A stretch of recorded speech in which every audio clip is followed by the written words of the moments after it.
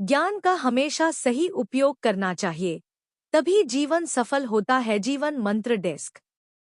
एक लोक कथा के अनुसार एक आश्रम में दो शिष्यों के साथ एक संत रहते थे। संत ने दोनों शिष्यों को अच्छी शिक्षा दी थी। एक दिन संत ने दोनों शिष्यों को एक एक डिब्बे में गेहूं भरकर दिए और कहा कि मैं तीर्थ यात्रा पर जा रहा हूं।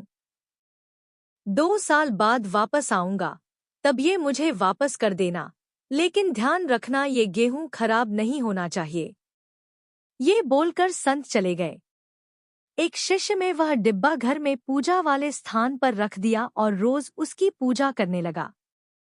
दूसरे शिष्य ने डिब्बे से गेहूं निकाले और अपने खेत में उगा दिए। 2 साल में थोड़े गेहूं से उसके पास बहुत सारे गेहूं हो गए थे। समय पूरा होने पर संत आश्रम आए और उन्होंने शिष्यों से गेहूं के डिब्बे मांगे। पहले शिष्य ने डिब्बा देते हुए कहा कि गुरुजी, मैंने आपकी अमानत की बहुत अच्छी देखभाल की है। मैं रोज इसकी पूजा करता था।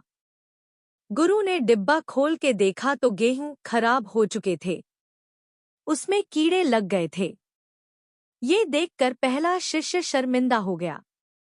दूसरा शिष्य एक थैला लेकर आया और संत के सामने रखकर बोला कि गुरुजी, ये रही आपकी अमानत। गेहूं से भरा थैला देखकर संत बहुत प्रसन्न हुए। उन्होंने कहा कि पुत्र, तुम मेरी परीक्षा में उत्तीर्ण हो गए हो। मैंने तुम्हें जो भी ज्ञान दिया है, तुमने उसे अपने जीवन में उतार लिया है और मेरे दिए ज्ञान का सही उपयोग किया है। इसी वजह से तुम्हें गेहूं को संभालने में सफलता मिल गई है।